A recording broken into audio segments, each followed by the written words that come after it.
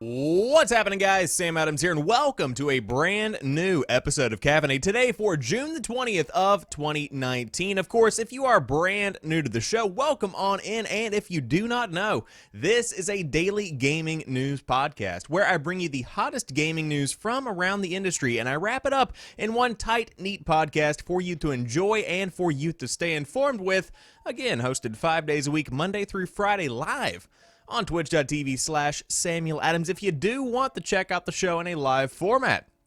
Of course, on top of that, it's then taken down and put up on youtube.com/Samuel Adams Media, as well as podcast services around the world if you did want to listen to that audio version of the show. But today, we have more discussion surrounding loot boxes, specifically this time with Electronic Arts, because a law representative for the company has been defending them to the UK Parliament, calling them, get this, surprise mechanics. Not loot boxes. Oh no, they're not called loot boxes at all.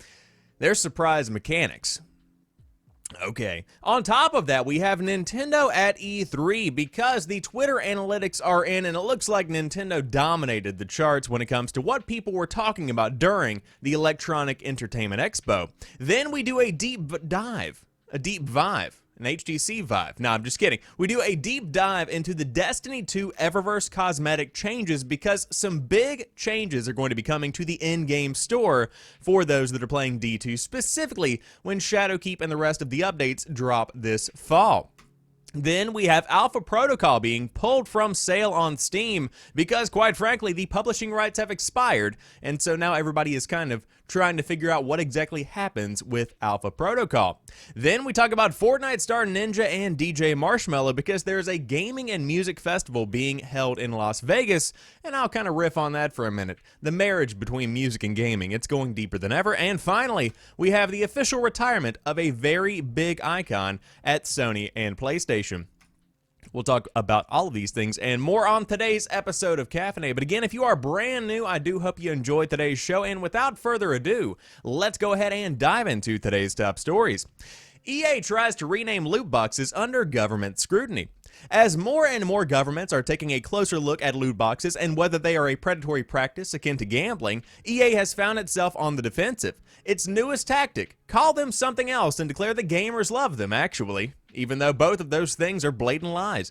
While testifying in front of the UK Digital Culture, Media and Sport Committee on Immersive and Addictive Technologies, EA's Vice President of Legal Kerry Hopkins offered up a novel defense of the microtransaction-driven loot boxes and card packs that many of its games contain.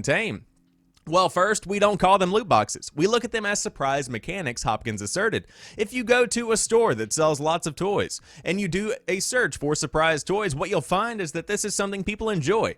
They enjoy surprises. Hopkins goes on to compare it to surprise mechanics like Hatchimals and LOL Surprise before stating that EA does believe their approach is actually quite ethical and quite fun and enjoyable to people. What kind of delusional world does this man live in? Twitter user Nebelium pulled out the most relevant portion of the testimony, which you can see up on his page, and of course, it pretty much breaks down that exact same scenario. It's just as disappointing as you might expect. While children may indeed enjoy Hatchimals, gamers savaged Battlefront 2 for its implementation of loot boxes, and EA's original defense of them became the most downvoted comment in Reddit history in a very short amount of time. Of course, for those that don't know, essentially Battlefront 2, the new one, not the old good one, was basically ravaged by poor comments at the beginning of its life because of the loot box system that was implemented within the game, and it was ravaged justly so because it was incredibly unfair. Since the game has changed a good bit and the back-end loot box mechanic has been changed to where it's not quite so overbearing, but at the same time the damage had been done and people had pretty much already moved on from Star Wars Battlefront 2 before it even had a chance to really become the game that it deserved to be. I've since gone back to it, played it for a couple of hours. It's a fine Star Wars game if you do want to dive into it. Not exactly as microtransaction-y as it was at the beginning of its life, but still they exist, they're there, and of course Electronic Arts, one of the biggest proponents of this kind of mechanic in the gaming industry in 2019. But the defense, let's talk about the defense, just changing what you call them, changing loot boxes to surprise mechanics, that doesn't change what they are. Yes, you will be surprised whenever you don't get what you want. Yes, you will be surprised when you find out, hey, maybe some of these loot loot boxes from time to time might be a bit unfair to those that don't buy them. You ever think about that? Depending on how the game is set up. You'll also be surprised whenever you get a giant credit card bill at the end of the month. So I suppose if you consider all these things, yes, these are in fact surprise mechanics, but at the same time, probably not exactly what they had in mind over at Electronic Arts whenever they called them surprise mechanics. You cannot compare in-game gambling, which is what it is, to something like a Kinder Egg. It doesn't work like that. So I did want to point this out just to kind of throw some light on this and let people know what exactly was happening at Electronic Arts in terms of the delusion and the lying that is happening to try and convince people that loot boxes are in fact a good thing. Let me make it clear, they are not. In any kind of way, shape, or form. In fact, I've been playing Modern Warfare Remastered recently because, quite frankly, I've been in a bit of a lull with my gaming habits and I've just needed something to kind of fill a couple of minutes here and there. So I go back to the nostalgia-driven pieces that I know and love. Whenever I started playing Modern Warfare Remastered, I noticed that there were some new guns that had been introduced to the game that I wanted to play with, and I was like, so how do I unlock these? Well, it turns out they're all pretty much locked behind loot boxes, and you just kind of have to keep rolling to try and get them. And man, is that disappointing, because they have completely and totally sold out Modern Warfare and created this game where, yes, it is Modern Warfare Remastered, but with a couple of new perks, bells, and whistles, you just kind of have to pay for some loot boxes if you want the full experience. I'm not going to do that. So I feel like I've gotten gypped. But at the same time, that's just a perfect example of why loot boxes shouldn't be in any kind of game whatsoever. There is no point to have a loot box, but make no mistake, they're not going away. Do you know why? Because they make money. They get that bread. It's like a bakery. There's so much bread. That's exactly why they keep them in the game. But I digress. Moving on to the next topic of the day. Also, pause. Alan in the chat, what's going on? Welcome on in. Nintendo stole E3 2019 according to Twitter. According to Twitter's own metrics, Nintendo, Keanu Reeves, and Final Fantasy VII Remake ranked among the most talked about subjects of E3 2019. Revealed to The Hollywood Reporter, Twitter claims the biggest moment of E3 was the Nintendo Direct presentation broadcasted Tuesday morning. Nintendo's big show was followed in popularity by Keanu Reeves' surprise appearance at Microsoft's press conference on Sunday, and the third most tweeted about moment was Square Enix's conference on Monday, where it debuted new gameplay from Final Fantasy VII Remake and unveiled Marvel's Avengers. And so there's your top three. Kind of shocked, actually, that the third was Square Enix's conference. Of course, Final Fantasy VII Remake, absolutely massive. But for Keanu Reeves to take second place behind Nintendo, wow. I mean, I thought everybody was talking about Keanu Reeves, but regardless of the order of these events, very significant in the history of E3 overall, and of course for E3 2019 specifically. But the most popular publishers and games from E3 2019. Continuing its winning streak, Nintendo garnered the most tweets of any game publisher for this year's show, followed by Microsoft and, interestingly, Sony. Of course, Sony infamously sat out of E3 2019 for the first time in the history of the show, yet still managed to gain a large amount of attention. The big three were followed in popularity by Square Enix and Bethesda. Among the most tweeted about new games of the convention were the PS4 game Final Fantasy VII Remake, Cyberpunk 2077, the Nintendo Switch game Breath of the Wild 2, or whatever it might be called, and Animal Crossing New Horizons, as well as Marvel's Avengers. The regions that drove the majority of the engagement were the United States, Japan, the United Kingdom, Spain, and France. And so, that's pretty much your Twitter rundown of what was talked about during E3 of 2019. I will say that I'm not shocked about the games because, of course, Final Fantasy VII Remake, very long time coming, fan favorite game. Cyberpunk 2077, needless to say, going to be a worldwide sensation when it releases. There is so much hype behind that game. It's almost unbelievable. It is absolutely phenomenal how much people are looking forward to this game, including myself. Looks great, in my opinion. But that's pretty much your breakdown of everything that was talked about during E3 2019 on Twitter. And perhaps the biggest surprise for me is that Sony is still being talked about, even though they weren't at the show, which to many people would probably prove that they made a good choice by sitting out of the show because they got just as much traction as those that sat in at the show, those that actually put on a giant press conference and spent tons and tons of money promoting their products and being physically at the location. However, I do want to point out that they don't talk about the topic of the tweets that were made during E3. They don't talk about the subject matter, so this very well could consist of every tweet that was asking why Sony wasn't at the show, dogging out Sony because Microsoft put on a better show than they have in years past. Stuff like that is also taken into consideration, and so that kind of muddles the line and blurs the line between what's good press and publicity and what's bad press and publicity. So again, you kind of have to take that into consideration. But still being talked about, so I suppose any publicity is good publicity. That's a lie. No, that's not how things go. But anyways, that's pretty much the Twitter breakdown for E3 of 2019. Now, the next topic of the day is a bit of a niche topic, but it's one that's interesting to me because I have always loved Destiny, but I must admit I have not played much Destiny 2. That might change whenever the new Shadowkeep expansion comes out in September, but as of right now, I have been watching it pretty much for the entirety of its life because I love the community, I like the streamers that play Destiny 2, I'm a big fan of that kind of vibe. But there are some big changes coming to Destiny 2's Eververse in-game store. So keep up with me. There are going to be some terms here that you might not be familiar with if you don't play D2 on the regular, but Polygon does a pretty good job of explaining exactly what is happening here. Ahead of Destiny 2 Shadowkeep, Bungie's Luke Smith announced changes to the game's cosmetic-only Eververse store. With the Armor 2.0 system coming in Shadowkeep, Smith announced that all Eververse armor will convert to a new system called Universal Ornaments. Instead of pieces of armor that come with their own perks, Eververse loot will be able to change the look of any existing legendary armor piece in the game. This is effectively a new transmog system for Destiny armor, where the look of the piece is agnostic from the perks. That is a big deal. Essentially, it doesn't matter what you look like, you can make more powerful armor, whereas previously you had to wear weird-looking stuff to get the power. You see what I'm saying? Like, now it's all completely and totally separated to where you can customize your Guardian to look the way that you want your Guardian to look, and you can just put a whole bunch of these nice ornaments on it.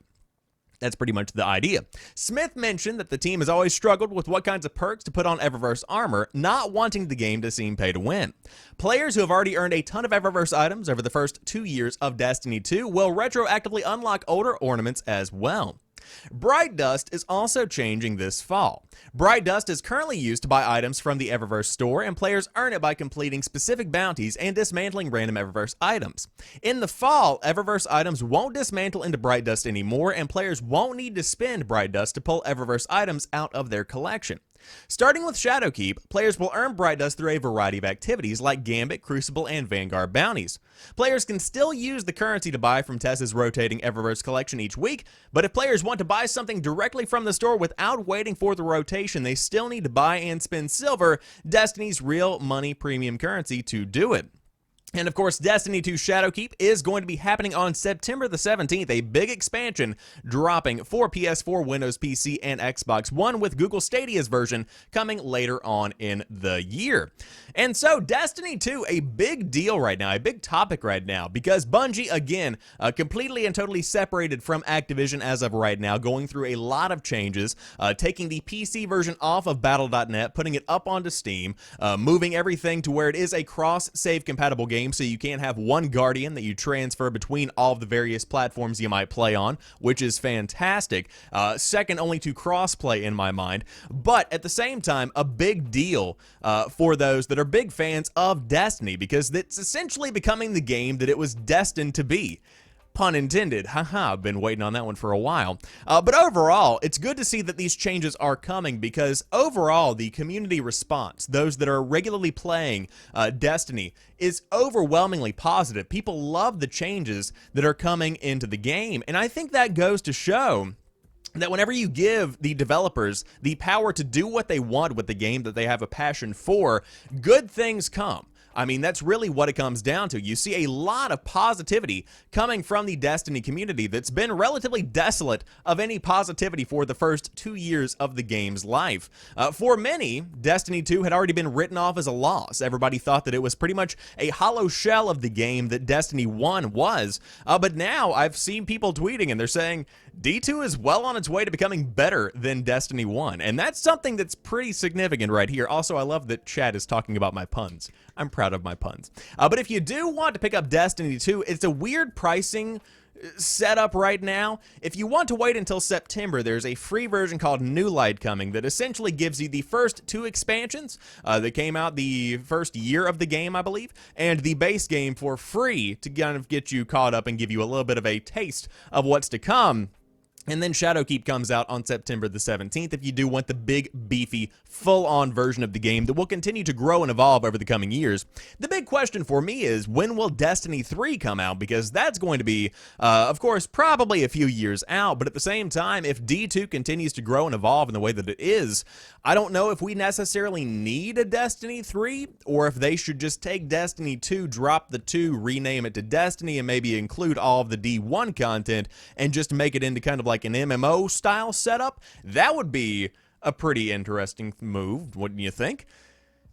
I'd like to see it. I'd like to see it a whole lot. Plus, that will be the first time we see the original Destiny content on PC. I think that's the way that things should go, because essentially, whenever you have a game as a service, you don't necessarily need a continually releasing, bi-yearly or every 4 years kind of setup, whatever it might be. You don't need that anymore whenever you're continually updating your game with new expansions, with new DLC, with cosmetics, stuff like that. I personally think that's what they should do with Call of Duty, maybe even Battlefield, where you just have a continuously growing and evolving kind of setup.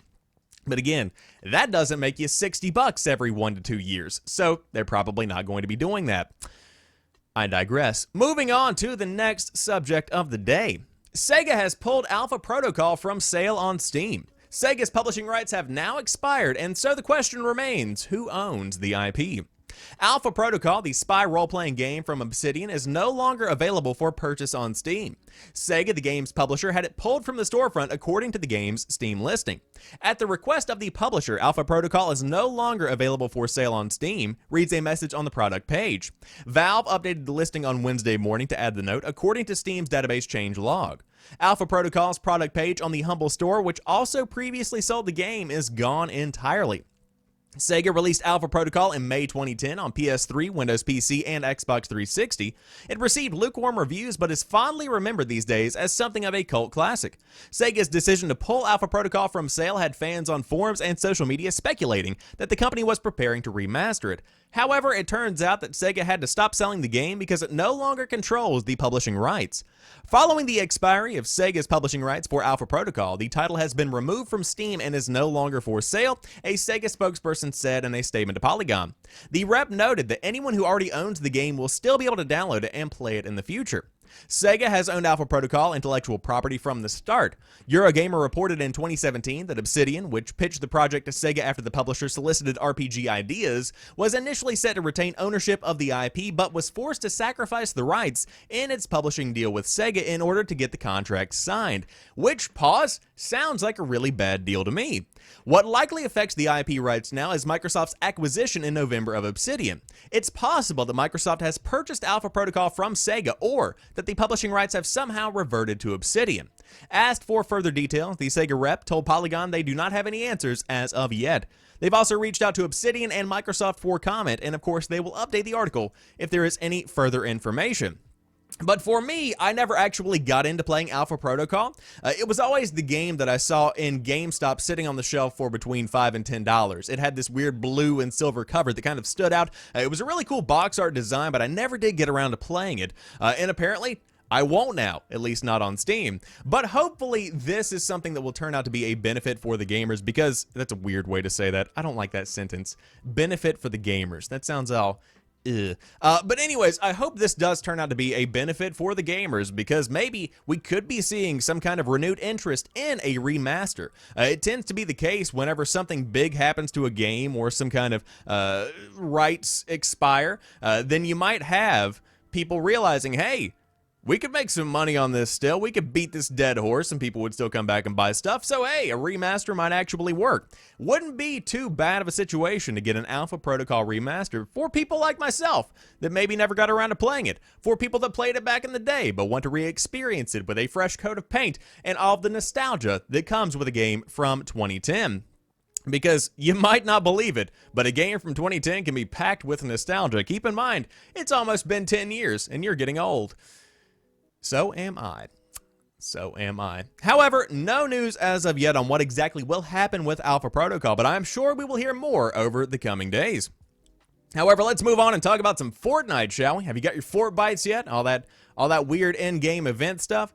I don't play this game anymore, but Fortnite superstar Ninja and DJ Marshmello are headlining, a gaming and music festival in Las Vegas.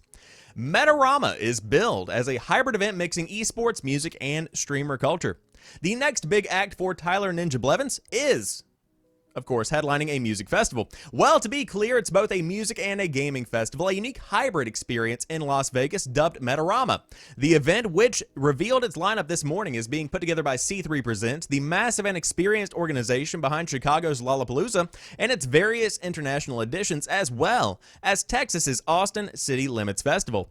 The website describes it as a first-of-its-kind festival experience where the worlds of gaming, live music, esports, comedy, streaming, cosplay, and more combine.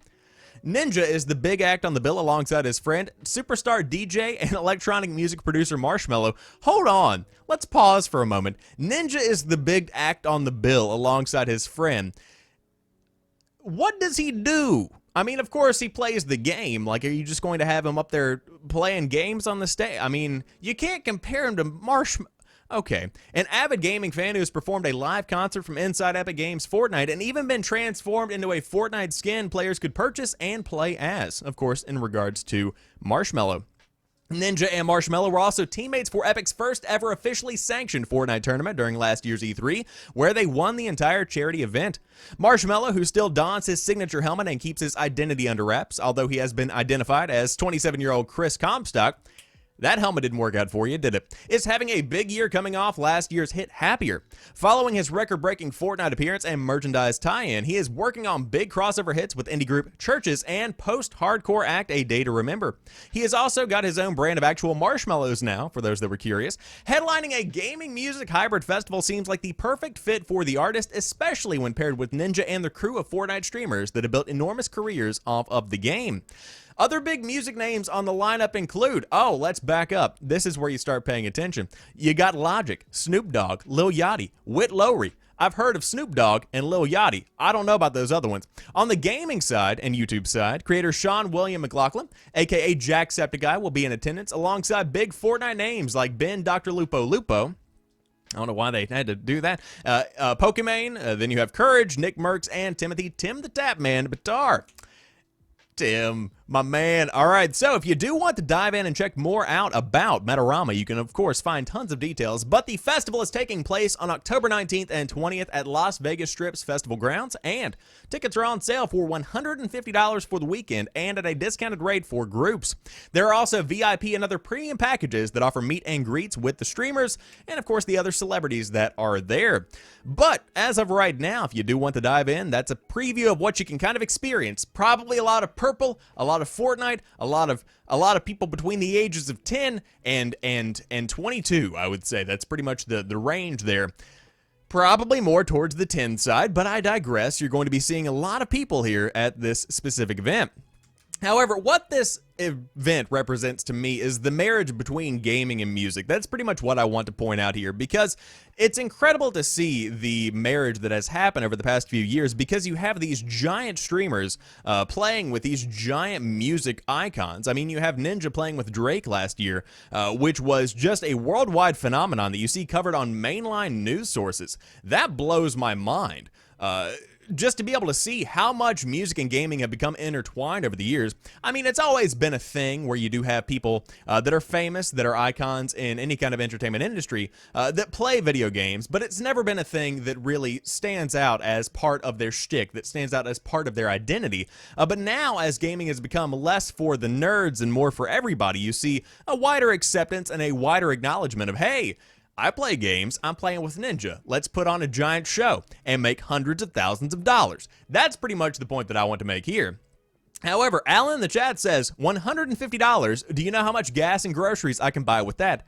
Absolutely. As somebody who is currently moving into an apartment, I totally understand exactly where you're coming from with that. But at the same time, $150 is a pretty good deal for any kind of big, event, any kind of big music festival, especially when you've got stuff like Snoop Dogg, Lil Yachty, Logic, all this good stuff, Marshmello, Ninja. There's a lot of value in that $150 if you do want to go to the event. Of course, getting out to Las Vegas, finding a place to stay, it's going to be much more than $150. And also, if you account all of the money you're going to be blowing at the craps tables, well, that's probably going to be a good bit higher than that. A good bit higher. However, to round out today's show, it's official. Kaz Hirai has retired from Sony and PlayStation. Back in February 2018, Sony CEO Kaz Hirai announced that he would be stepping down and is transitioning to a director-chairman role. Then in March of this year, the executive confirmed his retirement, leaving then CFO Kenichiro Yoshida in charge of the company. Hirai's last day at PlayStation and Sony as a whole was Tuesday, June the 18th. It was previously reported that he will serve as a senior advisor and will continue to provide counsel as requested by Sony's management team. Hirai joined Sony Music in 1984 and moved to Sony Computer Entertainment, now Sony Interactive, in 1995 before becoming CEO and president of the company in 2012. At the time of his promotion, Hirai said his mission was to ensure Sony continues to be a company that provides customers with condo to move them emotionally and inspires them and fulfills their curiosity. Games like God of War, The Last of Us, and Uncharted 4: A Thief's End, among many others, are some recent examples that instilled Hirai's vision of condo. With Hirai heading off to live his best life, he is entrusting Sony to the newly appointed Yoshida, who assumed the position of CEO and president in April of 2018. Speaking of his successor, Hirai said Yoshida possesses the breadth of experience and perspective, as well as the unwavering leadership qualities required to manage Sony's diverse array of businesses, and as such, is the ideal person to drive the company forward into the future. As the baton was passed, Yoshida said he aims to build on the business foundations established by Mr. Hirai and execute further reform measures that enhance our competitiveness as a global enterprise and enable us to realize long-term profit growth. Hirai's decision to step down was partly because he was worn down from the travel schedule he's maintained during the past 6 years as CEO, a Variety source said. Now that he's finally able to wind down after being reportedly worn down, Hirai plans to spend more time with his family in his California home. And so, we have the official retirement of somebody who is truly an icon of Sony, somebody who had an incredible parody account on Twitter for a variety of years that was just the highlight of E3 for at least 3 of the years that I've covered it. But I digress. This man has driven Sony into the future. It would not be the Sony and PlayStation that we know today without Kaz Hirai. And so to go off without acknowledging the fact that the man has officially retired would have been a crime against humanity, against Sony, and against PlayStation. The most important of which is PlayStation. I'm just kidding. But congratulations to Kaz Hirai for the retirement, of course. Congratulations on a fantastic career that spans decades within the entertainment, gaming, and media industries. Because, man, that's a hard industry to thrive in. It can be a very, very, very difficult place to work in, but hey, you have done very well, my friend, and thank you for all of the fine work that has been done.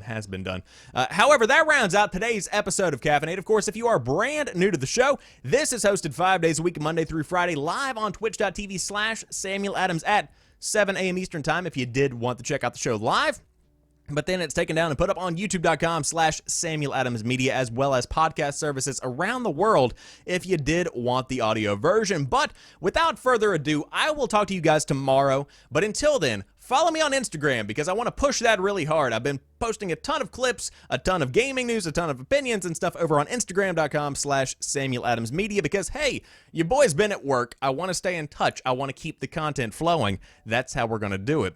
But I'll talk to you tomorrow for a brand new episode of Caffeinate, and peace.